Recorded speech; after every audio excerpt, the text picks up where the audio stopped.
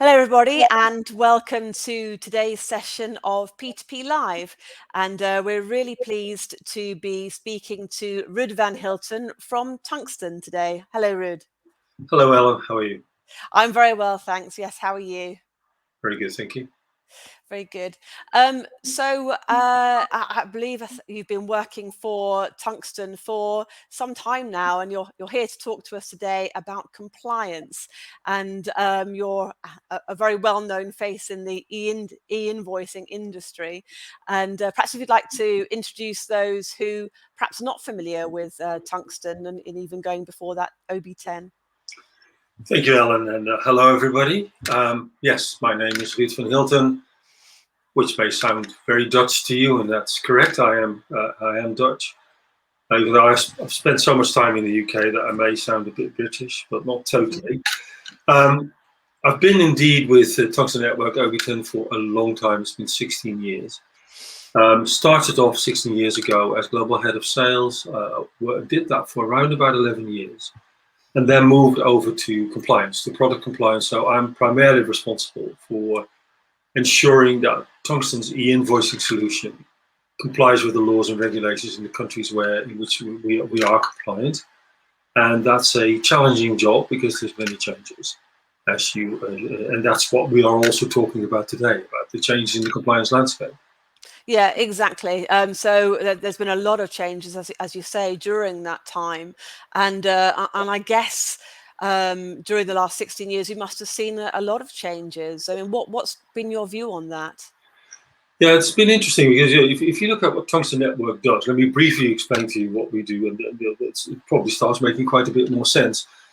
Tungsten Network is what you would call an e-invoicing provider. So what we do literally is that we create invoices on behalf of suppliers. We make these completely digital, so or what you call true e-invoicing, so no paper involved, and we make this available to the buyer. In doing so, we create efficiencies for both the buyer and the supplier. We create transparency, complete visibility of the process.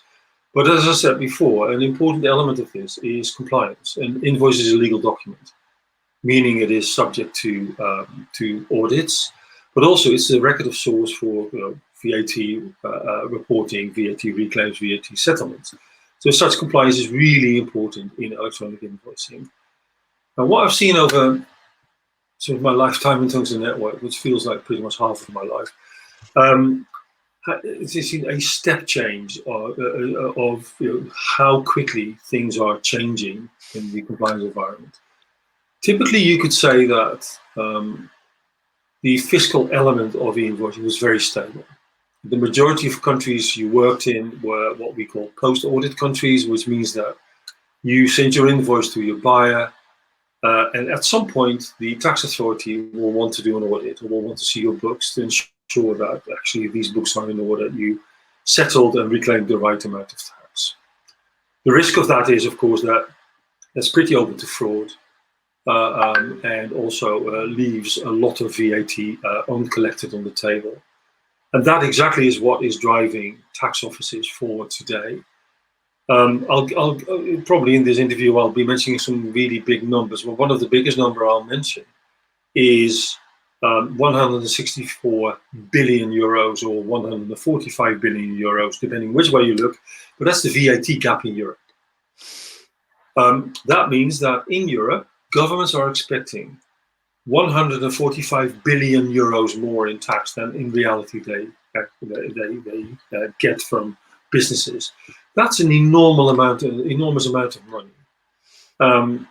And because the technology is now available, what you see governments do is that they inject themselves in the financial supply chain between the buyer and the supplier, literally as a step in the invoicing process. So before you can send your invoice to the buyer, you need to first tell or clarify or clear the invoice with the government, which is a complete deviation of from where we were before. A no-brainer business case for governments. It will cost you a few million, or maybe even $1 billion to implement a structure like that. But it will, as I said, probably help you on your way to capturing that 145 billion. It's not new. It started in Latin America around about 2013, 2014. The first big manifestation of a process like this was in Europe, was in Italy in 2019. Yeah. And it's been very, very successful. I don't think I'll be telling any secrets when I say that fiscal discipline in Italy was probably not at its best by the time that the Italian government implemented their mandate. It's called a mandate, the injection of the government in the financial supply chain. But they've been very successful in capturing more tax than they did before. That then is a lighthouse example for other countries in Europe, and that's exactly what we need to do. So, what can companies do to prepare for this tsunami of legislative change, do you think? That's a very good question, Alan. So, first and foremost, expect the unexpected. You could argue that governments are really trying to give businesses in their economy sufficient notice so that they can make the changes they need to make. But you might also argue it's hardly ever enough. You need to realize that the current process that everybody still works under, except in Italy, is old. That whole process of sending invoices to the buyer is tens, if not hundreds of years old. To move away from that and to adopt a completely new method of working is quite daunting. Also, even though we are in the EU or in Europe, it doesn't mean that everybody's doing the same thing. So what we're starting to see is that the plans of governments in Europe are very different on not just on details, but even on the base format of what these mandates are going to look like are very different. So I would say expect the unexpected. Now that's a very vague statement, but what basically it means is that get yourself ready for rapid change. Review your data, understand where your data comes from, but also review your freeze periods of your ERP. And that sounds potentially a bit threatening, but what I'm seeing is that many companies have freeze periods on the ERP where they can't actually touch the ERP because they're doing the upgrading and bringing new processes live. That usually happens around about the same time governments are implementing these legislations. These things are antagonistic. They don't actually really stack up very well together. The third thing I'd say is seek help. There are companies out there that are doing this for a living, that are connecting to governments on behalf of others, who understand exactly what the requirements are, and try to work with any one of those. And I would almost say, don't try this at home. It's very, very difficult to do. It's gaining the experience of others around you, isn't it? Because it's not going to be straightforward. So, no. If I'm an FD or working across a global supply chain, where should my focus be right now, do you think, from a compliance perspective? I was going to say everywhere, Ellen, but where it really needs to be, I would say, is a number of things. First of all, make a really good risk assessment across your global supply chain of the countries where you think these things might happen. The information is publicly available. We, for instance, do quite a number of webinars about the upcoming changes in countries. If you go into public sources, you can quite easily find which governments are announcing these changes. That's number one. In which countries do you expect this change? The second thing I would do is to understand exactly where your data comes from. Then review your ability, your scalability, the agility in your IT team. Because one thing we learned about these mandates is they're not one-off efforts. It doesn't mean, and what we are seeing in Italy actually illustrates this, it doesn't mean that once a government has implemented a mandate, when they have made e-invoicing obligatory and reporting to the government prior to sending to the buyer obligatory, it doesn't mean it stops there. What you see governments do is extend scope. So they bring new audiences in, B2C, B2G, so government business, consumer business, may also bring other documents in, like waybills. So ensure that your IT teams are ready to deal with that change, because even if you work with a third party, you still need to be able to literally deliver that data to the government. So I would say, and the third one is to make sure that you've got proper stakeholdership. This is not something that can be run by just an IT team or just by the tax team. I would say establish cross-functional teams that can actually run these change programs for you. on a continuous basis. So it's a good point, Ruud, because it doesn't stop, does it? It's a continual process, and just because perhaps, as you say, one area is mandated, it doesn't mean to say it's going to stop at that point there. No, no, it Um, doesn't. and perhaps, while we're talking about e-invoicing mandates, you've talked about Italy. Do you think, and as you know, obviously lots of the mandates are increasing across the world, but do you think that's going to continue into other areas that perhaps we haven't considered that they would implement e-invoicing mandates? Yeah, frankly, I think it's unstoppable. First of all, if you're a tax office, a country surrounded by other countries that have implemented a mandate of sorts, it's going to be really difficult to not do the same. Mm-hmm. Also, what you see is that the IMF, so the International Monetary Fund, World Bank, are putting pressure on governments to do something about their VAT gaps. And the best way to do something about that gap is literally to deploy the technology to improve your collection. Mm. So it's not just a competitive factor of countries around you having already done this, but there's also literally a practical element to this. If you want to continue to borrow money on the money markets, you might very well need to do this in order to be able to continue to do so. Thirdly, the technology is there. It is available. There are good examples out there for countries that made that work. As I said earlier, Italy probably wasn't the most likely candidate in Europe, but they pulled it off and they did really well. And as such, they are, as I said, a lighthouse example for countries like France, but also Romania, Germany, the Benelux countries. Everybody is looking at a way of improving tax collection. That can take different shapes. It could be an e-invoicing mandate from the beginning, but it could also be a reporting mandate like you were seeing in the UK with making tax digital for business. Yeah. Mm-hmm. So it doesn't sound like an e-invoicing program as such, but the background goals are exactly the same. And the technology is there, as you say, isn't it? The tech is there, yeah. And so I guess it makes sense that if you're an organization operating globally, to make sure that you've got that structure Yes. in place, and perhaps looking forward to the future, Yes. because these things are just going to develop more and more. And I think, as you said, the technology is there and improving, and making it easier for companies to take part. But you've talked about tax. Are there any other advantages that you can see, if people want to move forward on their e-invoicing program? Perhaps does it have a knock-on effect? I'm thinking about maybe culture in the organization as well. And maybe when you're answering, are there any disadvantages? I mean, Many. I'm guessing you're going to say there are none, but But there are, unfortunately, there are. So one of the main disadvantages really is, and it's an advantage that comes with a disadvantage, it's almost a tale of two cities, is that it is a strong impetus in a market to drive invoicing forward. Everybody needs to do it. Of course, then at the end of the day, everybody needs to comply will drive digitization. And the digitization is really big on many CFOs and FDs' agendas. They absolutely want to digitize. So in a way, you could argue that this stimulates digitization. But in doing that, we need to realize that the goals and the objectives of governments are not the same as those of businesses.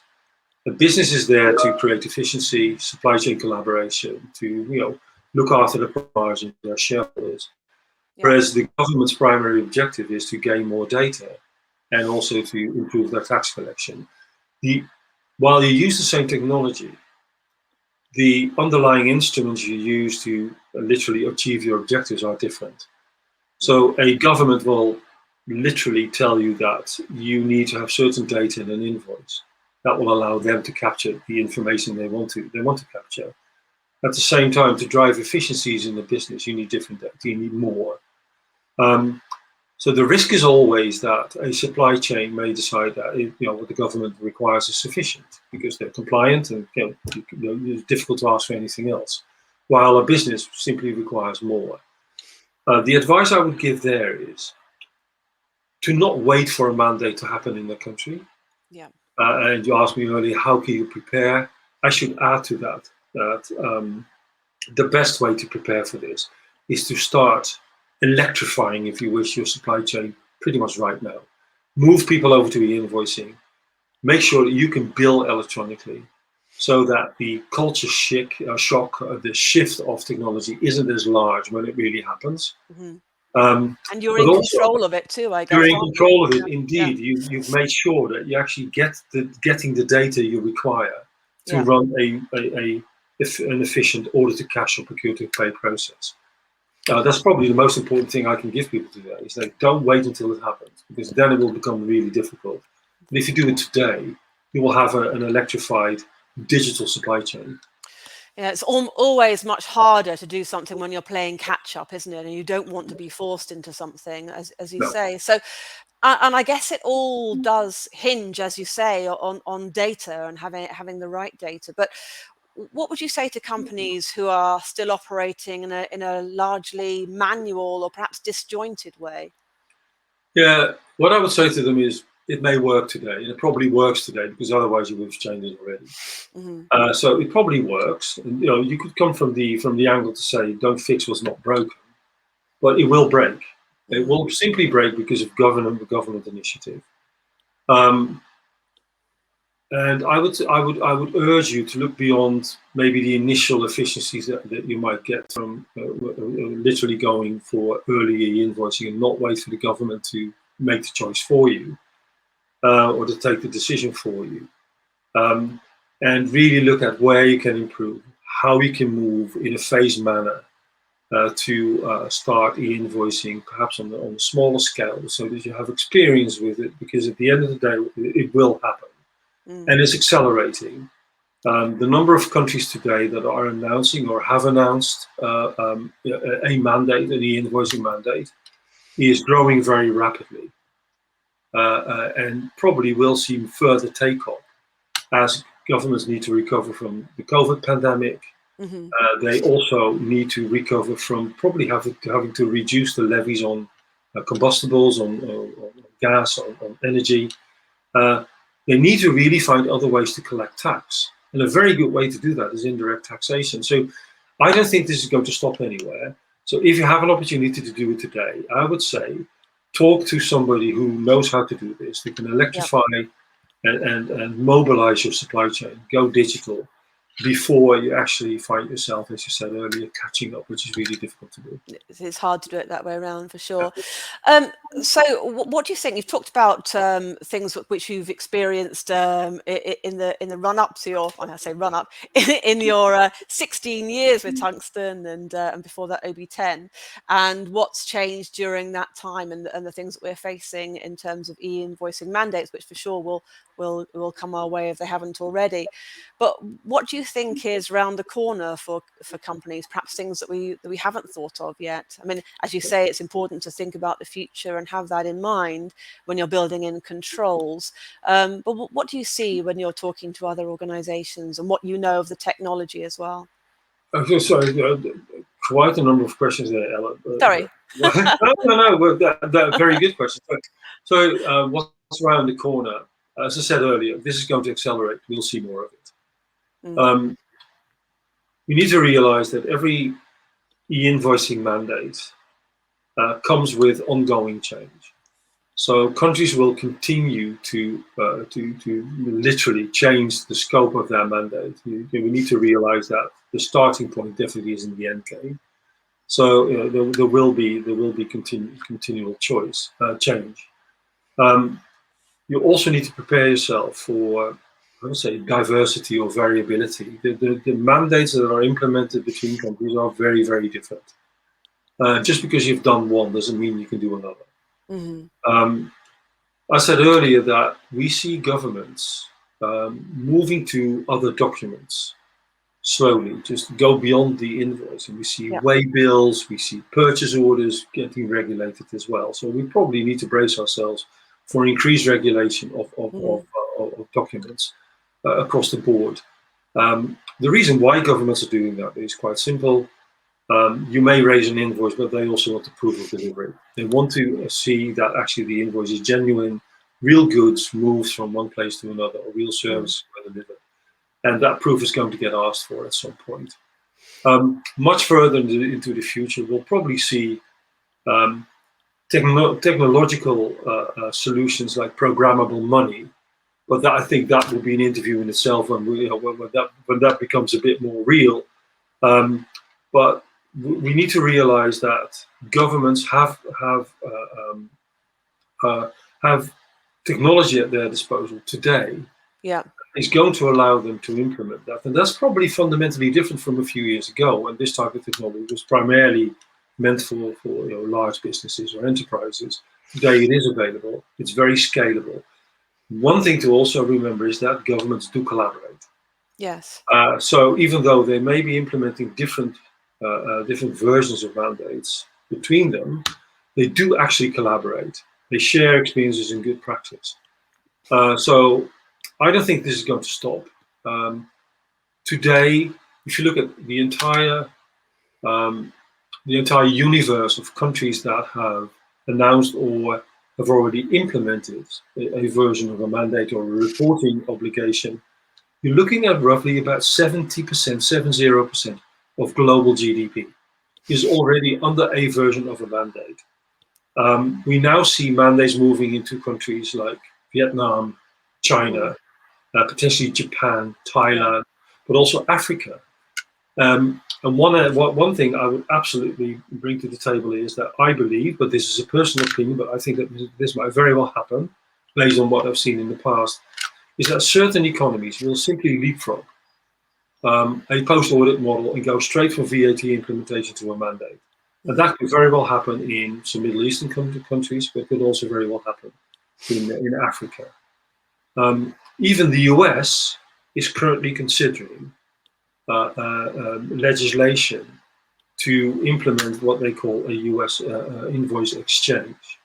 Well, you could argue that at the moment the US is the most liberal economy when it comes to e-invoicing regulation. Mm. So I would say it's unstoppable. Get ready for it.